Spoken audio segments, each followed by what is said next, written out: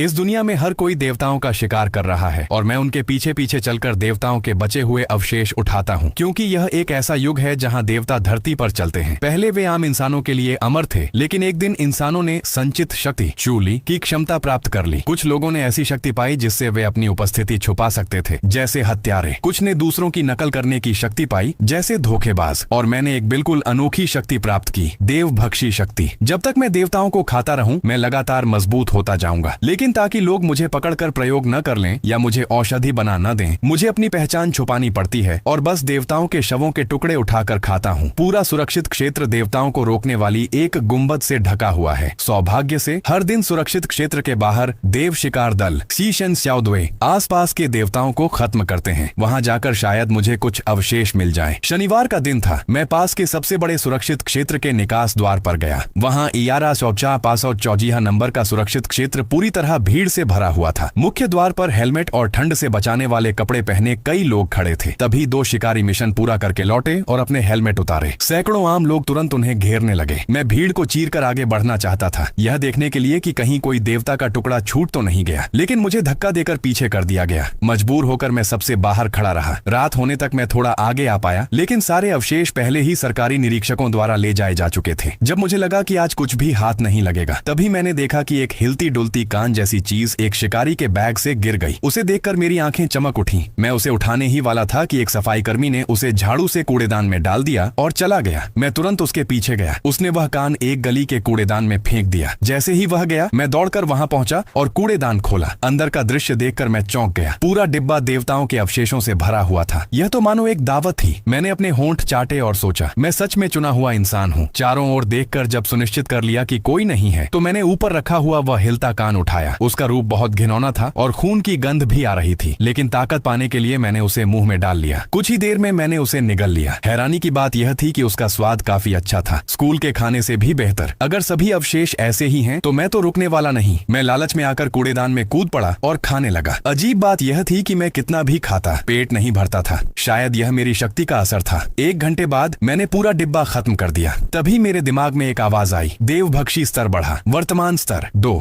नई क्षमताएं, रक्त नियंत्रण, बिना पकाए देवता को पचाना और हिंसा, जो शरीर की ताकत 3 गुना बढ़ा देती है और दर्द का एहसास खत्म कर देती है। अब मैं और मजबूत हो गया था। इसका मतलब मैं भी शिकार दल में शामिल हो सकता था। लेकिन सबसे बड़ी समस्या थी अपनी असली पहचान छुपाना। तभी पीछे से कदमों की आवाज आई। एक नशे में आदमी वहां आ रहा था। अगर उसने कुछ देख लिया तो मुसीबत हो सकती थी। मैंने जल्दी से खून साफ किया, कुछ अवशेष बैग में डाले और भाग गया। मैं अंधेरी गलियों से होते हुए घर जा रहा था कि अचानक एक चाकू मेरी आंख की ओर आया। मैं बच गया। 3 आदमी सामने आए और बोले, बैग छोड़ दो। मुझे समझ आ गया कि वे मेरे बैग के पीछे हैं। मैंने कहा, मेरे पास पैसे नहीं हैं। उन्होंने हंसकर कहा, कोई बात नहीं, बैग दे दो। मैंने बैग कसकर पकड़ लिया। उसमें भले ही कोई कीमती चीज नहीं थी, लेकिन मैं उसे किसी भी हालत में नहीं दे सकता था। भागते हुए मेरे कदम अचानक रुक गए। इन तीनों ने मेरा चेहरा देख लिया था। इसका मतलब था कि मेरा राज खुल सकता है। अगर ये सच में जाकर मेरी शिकायत कर दें, तो मेरी सारी मेहनत बेकार हो जाएगी। अचानक मेरे दिल में हत्या की भावना पैदा हुई। मेरी आंखों में चमकती व खतरनाक नजर तुरंत उन अनुभवी गुंडों ने पकड़ ली, जो सालों से इस अंधेरी दुनिया में जी रहे थे। भाई, इस लड़के की नजर तो किसी को मारने वाली लग रही है। मारना? हाँ, ये गरीब लड़का हमें मारेगा। अगर इसके मन में हत्या का ख्याल आया है, तो इसका मतलब इसके बैग में कुछ कीमती चीज जरूर है। चलो इसे खत्म कर देते हैं और बैग ले लेते हैं। इतना कहकर तीनों ने अपने अपने चाकू निकाले और मेरी तरफ झपट पड़े। शुरू में तो मेरे मन में बस एक विचार आया था, लेकिन अब जब हालात यहाँ तक पहुँच गए थे, तो फिर तुम्हारी मौत तय है। मैंने एक सीधा मुक्का मारा, जो सबसे पास वाले के चेहरे पर जा लगा। जैसे ही मेरी मुट्ठी उसकी नाक से टकराई, मुझे साफ महसूस हुआ कि उसकी हड्डी टूट गई है। वह आदमी हवा में उछलकर 7-8 मीटर दूर जा गिरा और पत्थरों पर लुढ़कता हुआ रुक गया। बाकी 2 ये देखकर डर गए। उन्हें तुरंत समझ आ गया कि उन्होंने किसी साधारण इंसान से पंगा नहीं लिया, बल्कि एक सीक्वेंस क्षमता वाले से टकरा गए हैं। लेकिन डर के बावजूद वे पीछे नहीं हटे। अब या तो वे मरेंगे या मैं। दोनों पागलों की तरह चाकू लेकर मुझ पर टूट पड़े। मैंने बाएं पैर से पीछे हटकर दाएं पैर से एक जोरदार किक मारी, जो सीधे एक के कमर पर लगी। मेरी टांग से फिर वही हड्डी टूटने की आवाज आई। वह आदमी अजीब तरीके से मुड़ गया, जैसे 2 हिस्सों में बंट गया हो, और हवा में उछलते हुए दूसरे पर जा टकराया। मैंने मौका नहीं गंवाया, तेजी से आगे बढ़ा और उस आखिरी आदमी के पास पहुंच गया, जो अभी संभल भी नहीं पाया था। रहने दो, मेरी जान बख्श दो, मैं तुम्हें सारे पैसे दे दूंगा। लेकिन मैंने उसे बोलने का मौका नहीं दिया। मेरा मुक्का सीधे उसके चेहरे पर पड़ा और उसकी खोपड़ी चूर चूर हो गई। तुम्हें मारकर पैसे भी मेरे ही हो जाएंगे। तीनों को मारने के बाद मेरे अंदर की हत्या की भावना धीरे धीरे खत्म हो गई और उसकी जगह एक अजीब खालीपन ने ले ली। मैंने हल्की सांस ली। मुझे यकीन नहीं हो रहा था कि मैंने किसी किसी को मार दिया, लेकिन ये आत्मरक्षा थी, इसमें कुछ गलत नहीं। मैंने लाशों की तरफ देखा और मुझे याद आया कि मैंने इंटरनेट पर पढ़ा था कि कुछ सीक्वेंस ऐसे होते हैं जो मरने से पहले की यादें पढ़ सकते हैं। अपने राज को छुपाने के लिए मैंने एक आदमी के कपड़े से अपने हाथ लपेटे और तीनों के सिर कुचल दिए। फिर मैंने आसपास का खून साफ किया, उनके कपड़ों से पैसे निकाले और लाशों को एक सुनसान गोदाम में ले जाकर आग लगा दी। अपने खून लगे कपड़े भी जला दिए ताकि कोई मेरी पहचान न कर सके। जब यह सुनिश्चित हो गया कि सब कुछ जल रहा है तो मैं पूरी तेजी से वहां से निकल गया। आखिरकार मैं सुरक्षित घर पहुंच गया। एक सुनसान जगह पर मैंने बैग में बचे सारे देवताओं के अवशेष खा लिए और बैग को भी जला दिया। फिर मैंने उन तीनों से मिले पैसों को गिनना शुरू किया। गिनते गिनते मैं हैरान रह गया। ढेर सारे तांबे के सिक्कों के बीच एक चमकता हुआ चांदी का सिक्का भी था। एक चांदी का सिक्का 10,000 तांबे के बराबर होता है। मैंने सोचा ये लोग इतने पैसे लेकर घूम रहे थे, वे कभी पुलिस के पास जाने की हिम्मत नहीं करते। लेकिन अब मेरे ऊपर एक और अपराध जुड़ गया था, हत्या। इस चांदी के सिक्के को मैं इस्तेमाल भी नहीं कर सकता था। एक बेरोजगार अनाथ के पास इतना पैसा होना शक पैदा करेगा, इसलिए मुझे एक नकली सीक्वेंस पहचान चाहिए थी। किसी भी कीमत पर मैं अपनी असली पहचान नहीं बता सकता। मैंने 20 तांबे के सिक्के लिए और एक इंटरनेट कैफे गया। वहां मैंने फोरम पर जानकारी ढूंढनी शुरू की। मुझे पता चला कि सीक्वेंस उपयोगकर्ताओं को अपने स्तर को बढ़ाने के लिए सरकारी प्रक्रिया से गुजरना पड़ता है, लेकिन मुझे तो बस देवताओं को खाकर ही ताकत मिल रही थी। यह तो किसी चीट कोड जैसा था। अगर मुझे रजिस्ट्रेशन करना है तो मुझे एक नकली पहचान चाहिए। आखिरकार मेरी नजर एक सीक्वेंस पर पड़ी, insider assassin level 1 assassin apprentice. कौशल 5 मिनट के लिए अपनी गति दोगुनी करना, लेकिन बाद में 30 मिनट तक कमजोरी। मेरी हिंसा वाली शक्ति इस कमजोरी को पूरी तरह कवर कर सकती थी। तभी बाहर से शोर सुनाई दिया, सर ये छोटा सा बिजनेस है, इतनी जांच मत कीजिए। क्या ये सच में मेरे लिए आए हैं? मैंने तुरंत ब्राउजर हिस्ट्री डिलीट की और खुद को संभालने की कोशिश की। तभी 7-8 पुलिस वाले अंदर घुसे। सब लोग कंप्यूटर छोड़ो और हाथ ऊपर करके बैठ जाओ, एक पुलिस वाला चिल्लाया। मैंने घबराकर हाथ ऊपर कर दिए। सर मैं एक पुलिस वाला मेरे पास आया, स्क्रीन देखी और बोला, ऐसी चीजें कम देखा करो, उम्र कम है, आगे परेशानी होगी। फिर वह चला गया। पुलिस ने हर कंप्यूटर की जांच की और 2 लोगों को पकड़ लिया जो अवैध ऑनलाइन व्यापार कर रहे थे, लेकिन उनके चेहरे से लग रहा था कि वे किसी और को ढूंढ रहे थे। मैंने राहत की सांस ली, लेकिन तभी स्क्रीन पर एक मैसेज आया, अभी पुलिस जिस आदमी को ढूंढ रही थी वो तुम ही हो ना? आराम से अपना काम खत्म करो और फिर पीछे वाली गली में मुझसे मिलना। कुछ घंटों बाद वह तेल से चमकता चेहरा वाला मध्यम उम्र का इंटरनेट कैफे का मैनेजर उस संकरी गली में आ गया। लड़के, पुलिस तुम्हें ढूंढ रही थी क्योंकि तुमने किसी को मारा है ना? तुम चाहे कुछ भी कहो, मैं समझ गया हूँ। पिछली बार भी तुम यहाँ सीक्वेंस यूजर फोरम देख रहे थे और इस बार भी वही। फिर जैसे ही पुलिस आई तुमने तुरंत ब्राउजर हिस्ट्री डिलीट कर दी। तभी मुझे समझ आ गया कि तुमने जरूर किसी को मारा है। उसके चेहरे की चर्बी उत्साह में कांप रही थी, जैसे उसे अपनी बड़ी खोज पर गर्व हो। मैं हल्का सा मुस्कुराया और उसे ठंडी नजर से देखा। जब तुम्हें पता है कि मैंने किसी को मारा है तो तुम्हें डर नहीं लगता कि मैं तुम्हें भी मार सकता हूँ? वह पसीना पोंछते हुए बोला, मैंने पहले ही तुम्हारे खिलाफ एक ईमेल तैयार कर रखा है जिसमें तुम्हारी तस्वीर भी है जो सीसीटीवी से ली गई है। यह ईमेल हर दिन रात 3 बजे पुलिस को भेजने के लिए सेट है। मैं रोज इसका समय आगे बढ़ा देता हूँ। अगर मैं मर गया तो तुम भी पकड़े जाओगे। वह मुस्कुराया और बोला, अगर यकीन नहीं है तो अभी मुझे मार कर देख लो। अगले हफ्ते तक तुम्हें मुझे 1000 तांबे के सिक्के देने होंगे, नहीं तो मैं सब बता दूंगा। उसने अपने पीले और टूटे हुए दांत दिखाते हुए हंसी। मैंने कोई जवाब नहीं दिया और मुड़कर चल दिया। तभी उसे याद आया, अरे मेरा नाम लियू दांजी है, तुम्हारा क्या नाम है? मैं बिना जवाब दिए चलता रहा। एक मरे हुए इंसान को मेरा नाम जानने की जरूरत नहीं है। गली से निकलने के बाद मैं अंधेरे में छुपकर चुपचाप उसका पीछा करता रहा। जब तक वह अपने घर नहीं पहुंच गया मैं पीछे पीछे गया और उसका पता याद कर लिया। उसे मारना आसान था, लेकिन उसके बाद भी अपना राज छुपाना मुश्किल। अगले दिन मैं रास्ता बदलकर एक बार दूर से उसे बार में देख आया और फिर स्कूल चला गया। आज शायद उसे मारने का सही दिन नहीं था। स्कूल के गेट पर आज प्रिंसिपल खुद चेकिंग कर रहा था। मेरे पास बैग नहीं था, इसलिए एक शिक्षक ने मुझे रोक लिया। तुम बैग क्यों नहीं लाए? मैं जवाब देने ही वाला था कि पीछे से एक लड़की की आवाज आई, सर किन्स यांग मेरे साथ वीकेंड पर पढ़ने गया था, उसकी किताबें वहीं रह गई हैं। मैं आज उसे लाकर दे दूंगी। मैंने मुड़कर देखा, वह लियो रोयान थी। मुझे समझ नहीं आया कि उसने मेरी मदद क्यों की, लेकिन मैंने सिर हिलाया और अंदर चला गया। वह मेरे पीछे आ गई। किन्स यांग, क्या तुम मुझे कुछ नहीं कहोगे? मैंने ठंडे स्वर में कहा, क्या तुम्हें लगता है कि मुझे तुम्हें धन्यवाद कहना चाहिए? उसकी मुस्कान थोड़ी फीकी पड़ गई। पहले मैंने गलती की थी, तुमने मेरी मदद की, अब मैंने तुम्हारी। क्या हम बराबर हो गए? मुझे अच्छा लगता है जब तुम मेरी परवाह करते हो। मैं तुम्हारे बिना नहीं रह सकती। उसने एक आकर्षक मुस्कान देने की कोशिश की। मैं हंसा। बराबर? मजाक है क्या? मुझे याद आया मैं खुद भूखा रहकर उसके लिए नाश्ता लाता था, उसका होमवर्क करता था और वह वही नाश्ता किसी और लड़के को दे देती थी। मैंने कहा, तुम सिर्फ मुझे ही क्यों इस्तेमाल करती हो? क्या और कोई नहीं मिला? वह चौंक गई। क्या मतलब? अगर उस लड़के को पसंद करती हो तो खुद मेहनत करो, मुझसे फायदा उठाना बंद करो। मैंने उसकी हर चाल खोल दी। वह घबरा गई। अब मुझे परेशान मत करना, किसी और को ढूंढो। दोपहर के बाद मैं लाइब्रेरी में काम करने चला गया। मुझे नहीं पता था कि वह और उसकी दोस्त मेरा पीछा कर रही थी। लाइब्रेरी में एक लड़की आई, उसने झुककर माफी मांगी और चली गई। वह बहुत सुंदर थी। थी। तब मुझे पता चला वह वेन शू है जो हर परीक्षा में टॉप करती है। लेकिन उसका और मेरा क्या संबंध। लाइब्रेरी से निकलकर मैं बाथरूम गया, तभी बगल से आवाज आई, क्या तुमने केन सियांग को मेरे और जो यांग के बारे में बताया? मैंने कहा ना, मैं उन्हें नहीं जानती। झूठ बोल रही हो। आवाजें तेज होती जा रही थी। मैंने तो सिर्फ तुम और जूली से ही बात की थी। अगर तुमने नहीं बताया तो क्या उस बूढ़ी जूली ने बताया होगा? रुयान, उस पर भरोसा मत करो।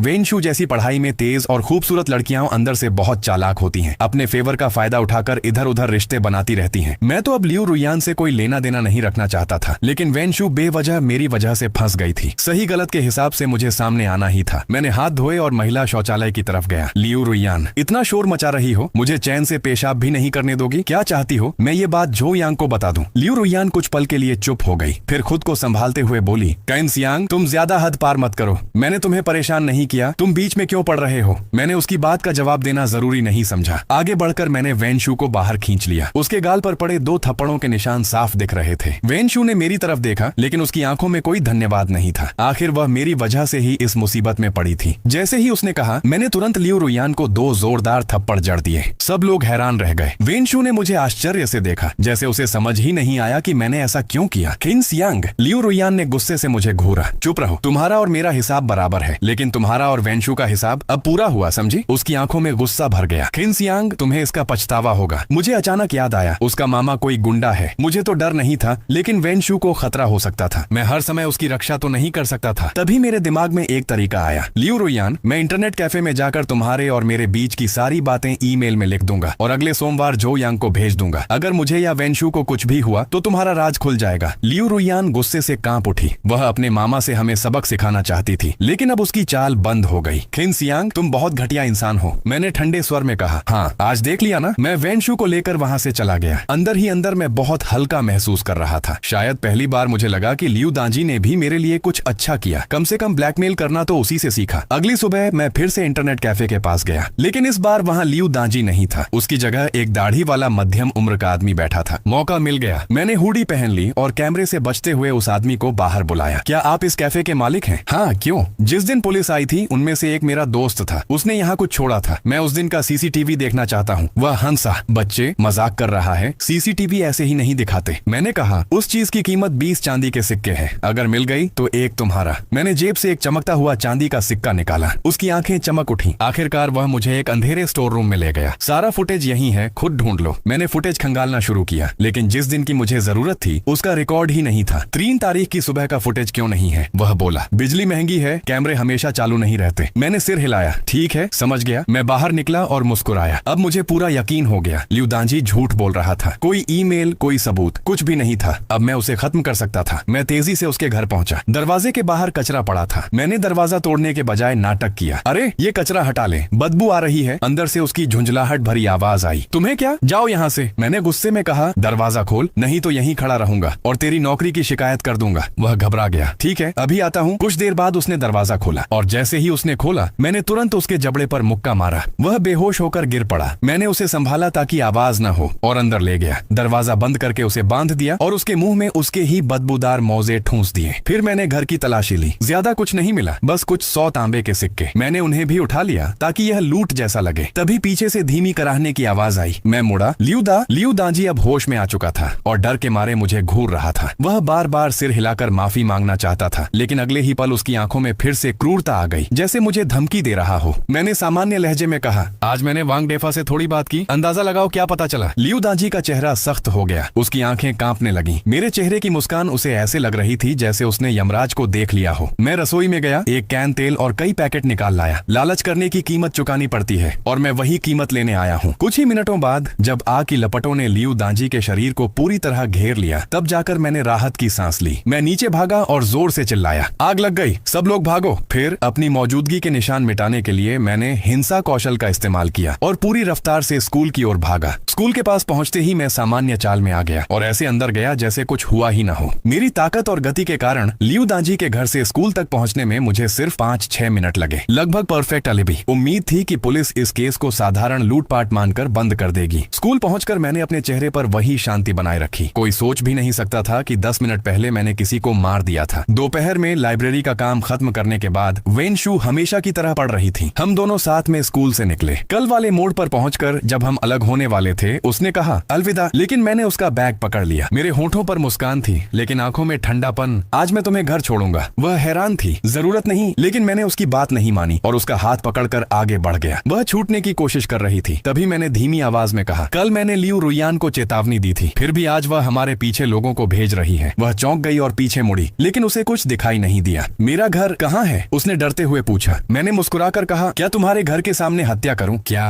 वह डर गई। नहीं किंगसियांग, हमें उनसे बात करनी चाहिए, मारपीट की जरूरत नहीं है। मैंने कहा, अगर वे लियू रुयान होते तो मैं 2 थप्पड़ मारकर भगा देता, लेकिन ये लोग नहीं है। मैंने पीछे देखा और हल्का सा हंसा। वेनशु ने भी पीछे देखा और अचानक उसके चेहरे का रंग उड़ गया। गली से 7 या 8 परछाइयां निकल रही थीं। उनके हाथों में हथियार थे। वह घबरा गई। ये कौन है? शायद लियू रुयान का मामा और उसके लोग। वो हमारे पीछे क्यों है? मैंने शांत स्वर में कहा, हमें मारने के लिए। मुझे शायद पीट कर मार देंगे। और तुम्हारे साथ क्या करेंगे पता नहीं। वह डर के मारे कांपने लगी। क्यों? क्योंकि मैंने कल जो कहा था उसके कारण। जो यांग कौन है? एक आम लड़का, लेकिन उसका चाचा एक शक्तिशाली क्षमता वाला है। लियू रुयान उसी के साथ रहकर अमीर बनना चाहती है। लेकिन तुमने कहा था कि तुमने ईमेल सेट किया है। मैं मुस्कुराया। मैंने झूठ बोला था। वह पूरी तरह डर गई। पीछे के लोग अब और करीब आ गए थे। तो हम मरने वाले हैं? उसने कांपते हुए पूछा। मैंने कहा, तुम इसमें फंसी हो, ये मेरी गलती है, इसलिए इसे मैं संभालूंगा। मैंने उसकी तरफ देखा। तुम राज रख सकती हो? वह कुछ समझी नहीं, लेकिन सिर हिला दिया। कुछ ही सेकंड में 5-6 हथियारबंद लोग हमारे सामने आ गए। उनका नेता, शरीर पर टैटू वाला आदमी, हंसते हुए बोला, क्या बात है, अब भाग क्यों नहीं रहे? मैंने ठंडे स्वर में कहा, हम पहुंच गए हैं। कहाँ? उन्होंने आसपास देखा। यह एक पुराना सुनसान घर था। यह जगह खास है, हत्या के लिए बिल्कुल सही। वे पहले चौंके, फिर हंस पड़े। पागल है क्या? पहली बार कोई खुद अपनी कब्र चुन रहा है। तभी मैं अचानक एक छाया की तरह आगे बढ़ा और एक आदमी के सीने पर लात मारी। कोई समझ भी नहीं पाया क्या हुआ। वह आदमी हवा में उछलकर दूर जा गिरा। उसका सीना पिचक गया था। सब डर गए। उन्हें समझ आ गया मैं कोई साधारण इंसान नहीं हूँ। ये कैसे हो सकता है? वे कुछ कर पाते। उससे पहले ही मैंने एक और घूंसा मारा जो सीधे एक के गले पर लगा। वह आदमी वहीं गिर पड़ा। वह पीछे की ओर गिर पड़ा। उसका सिर ऐसे उछल गया जैसे किसी कठपुतली की डोरी टूट गई हो और अंत में आकर वेनशु के सामने गिरा। वह डर के मारे चीख पड़ी और तुरंत पीछे की ओर कई कदम कूद गई। लेकिन मुझे लगा कि जब वह चीखी तो उसमें उतना डर नहीं था जितना होना चाहिए था। मैंने इस अजीब बात पर ज्यादा ध्यान नहीं दिया और बाकी लोगों की तरफ देखा। टैटू वाला आदमी कांप रहा था। उसकी आंखों की पुतलियां उथरथरा रही थीं। माथे से लगातार पसीना बह रहा था। वह वहीं खड़ा था जैसे उसकी आत्मा ही निकल गई हो। बाकी बचे 2 लोग भी तुरंत घुटनों पर गिर गए। भाई, हमें माफ कर दो,